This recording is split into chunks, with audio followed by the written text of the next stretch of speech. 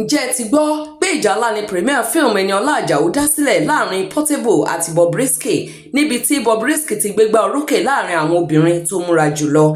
Ìyàwó Portable pàápàá kò ṣàì fi ẹ̀dùn ọkàn rẹ̀ hàn nítorí pé Bobrisky gbé àwọn ọmọ rẹ̀ ṣépè. Àwọn ẹgbẹ́ òṣèré Nollywood lóbìnrin inú tí wọ́n pàápàá kò dùn sí, ṣùgbọ́n Bobrisky ti gbégbá orókè ó sì ti gba $1 million relé. Ẹ jẹ́ ká gbọ́ bí ìtàhùn síra wọn bó ṣe lọ lórí ẹ̀rọ ayélujára. Máa wọ ẹ, máa tún gbé ìyá ẹ.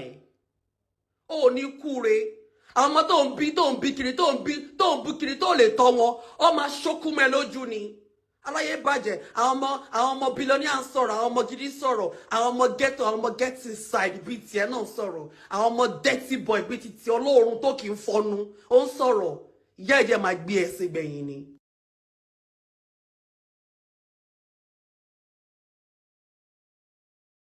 Yeah, what Bebe is about where you want to send me go, I never go. You dey mad? No be you dey do bad thing. No be you dey fuck man to man. They use your dick. God create you have dick. Brother, you are my brotherhood. You have dick. Bro, you turn yourself to woman. You are not fucking man to man. Are you fucking crazy? Oh, good kill you, Bobrisky. Oh, my shame. Aboya wiri. Me, I'm uploaded. Mama cast you. I will cast you. I will casted you. Ikwe, Omando Dini. God create you, na man you be. Olórí burúkú. Oh, ni jere. Olórí burúkú. Adodi. You use money do Bobrisky. You use money do nyash. Money do face. Come go collect best female. Show me ni ani. Dagoja isi wowo, so le sige. Can you gbege sini? Can you open your chest? Olórí burúkú abirun. No be abirun lóye. No be yanshi that they fuck with that they give you money ni aboloyi buku ni ama kasi olopo ma gbe. Who you know? People wey you know won't know me. Me I'm a star. I'm a hero. I'm a man. Manhood. I have my manhood, young brotherhood. I don't change myself. So I'm proud of myself. I'm a man. I'm a guy. Aboloyi bu, you call me dirty nigga? Olórí burúkú no be you dirty, your man dirty, olórí burúkú devil. Angel, send àwọn angel of devil lọ send there wá. Devilish. Bobrisky, devilish kí ni àwọn ọ̀ràn àwọn ọmọ ẹ fẹ́ máa sọ olórí burúkú. Man wey turn himself to woman. Come go collect woman word, ó ti káàsì. Ó fowó ṣòbò ni. Àtòkó okòló ẹ̀ ń di ẹ̀. Burúkú ni yàrá ìyá ẹ̀.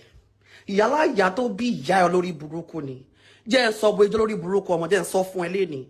Àwọn ọmọ tó bí òótọ́ wọn.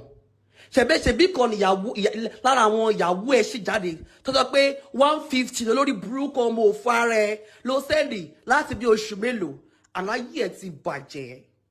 Ayé ẹ ti ó máa pa ẹgbẹ́ yìí ni kọ́déètì ní sílẹ̀. Ó máa pa ìjà ẹgbẹ́ yìí ni. Ó máa pa ẹbí ẹran ni. Olórí burúkú ní pé wọ́n ọ̀tọ̀ ẹni. Ó ní pé gbogbo ẹ̀rọ fẹ́ máa bá sọ̀rọ̀ yẹn ní àwọn ni èèyàn kan máa kọ́ ẹ lọ́gbọ́n lórí burúkú ọmọ òrè yín ẹ̀ bó ṣe yín ni ọmọ ọdún mélòó ni ẹ ọmọ ọdún mélòó ni ẹ téyìn ẹ ti rí bẹ́ẹ̀ yẹn igbó ti ba yí ẹ jẹ́ àwọn ẹgbẹ́ yẹn ya tàtú gidi pẹ̀lú owó gidi ó tàtú ara ẹ ó lówó gidi náà wọlé tó ń gbé ó dàbí ilé iṣẹ́ ilé tó ti ń ṣoògùn ó ní kú síbi táṣù ẹ wà ó ní jèrè ipe ọ̀rọ̀ yóò ti ẹ̀kún ẹ lọ síbi tó wà ní kò ti report ibi tó bá wà ní. Na me you want drag? If you drag me go anywhere, we go settle am. You dey hear? Na you dey go lock ìwọ ẹran okùn ẹran okùn tó yẹ kó so lókùn pa. Bobrisky ó yẹ kó so yẹ lókùn pa. Ó wà náà tó bá yé jẹ́ olórí burúkú.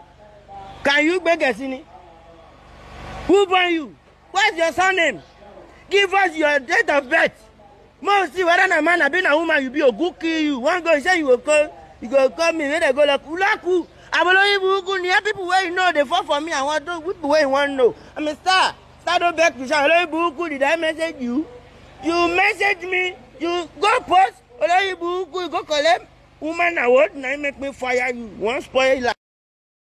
Mo ń bàjẹ́ lọ́wọ́ kò bí ìjà ẹ̀dá lọ s'Abuja lọ report mi. Mo ń bàjẹ́ náà nìyẹn. Ó yá lọ report mi. Mo ń dúró díẹ̀.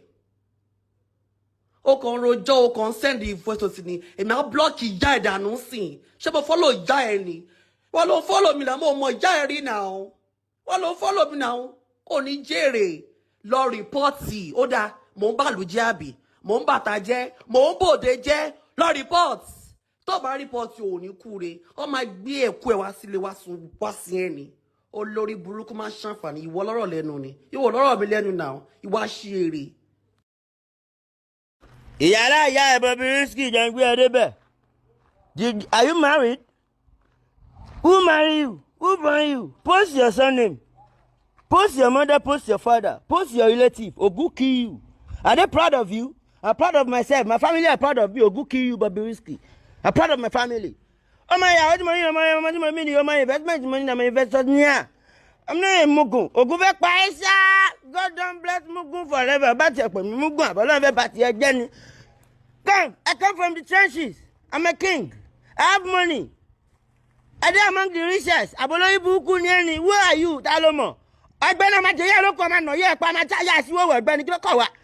Gay ni agbeni Bobrisky gay. You are a gay. Akele buku ni you are a gay. Taba mu ya ma no ye pa. That place is at the SD. Ama ta ya si wo ni. Taba poko di ama no ya pa wo station ni. So bro, any day won't see you Bobrisky. Taba pa o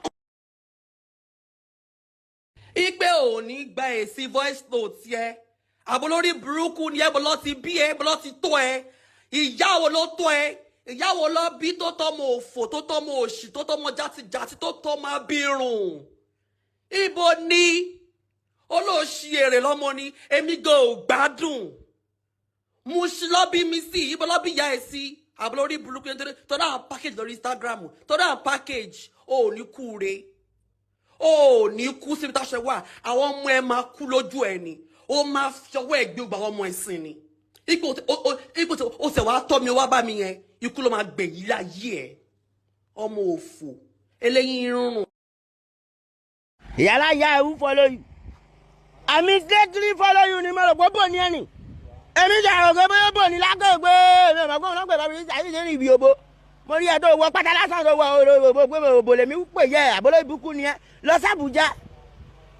We in Abuja boy, who don't know us for Abuja? I start my career in Abuja, I'm a music. I do music for a living. So I'm going to I'm a musician. I love it, but yeah, just say, boy, not be Abuja, that was okay, I'm a dear, I'm a cashier. I'm a Galamando Diaby. Okay. I don't know people. I want to buy it, okay, you accept, say you spoil life. I'm a royal lemon. Say you accept, say you spoil man, you spoil man, on Dodi, onidi. I'm a royal lemon. Some of you don't accept, say you spoil man to man. Oh yeah, no worry.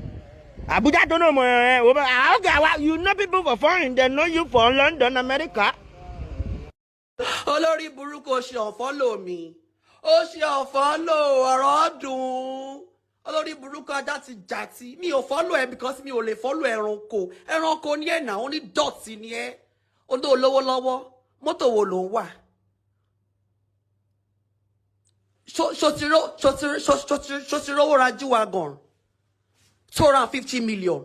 Ṣó ti rí owó ra G-Wagon 2020 latest G-Wagon 240 million 250 million. Ṣó ti rí owó ra wọ́n bí ìyá ẹ̀dá gbogbo ilé ẹ̀gàn tó yẹ bẹ́ẹ̀ ilé tó ń sùn gan tó bẹ́ẹ̀ olórí burúkú ọmọ òfò ìwọ fún máa sọ̀rọ̀ sí èmi ìwọ ọmọ játijàti mo ti bẹ́ẹ̀ screenshot follow mi ẹ̀ máa bẹ́ẹ̀ post sórí page mi o follow mi ni mi jẹ́ follow ẹ̀ padà mi lè follow olóòórùn ara ẹ̀ ó dọ̀tí olóòórùn ni ẹ́ olófò ó fún mi ní best female dress lọ́pàá ara ẹ̀ lọ́ fokùn sí ìyá ẹ̀ lọ́rùn kò lọ́pàá.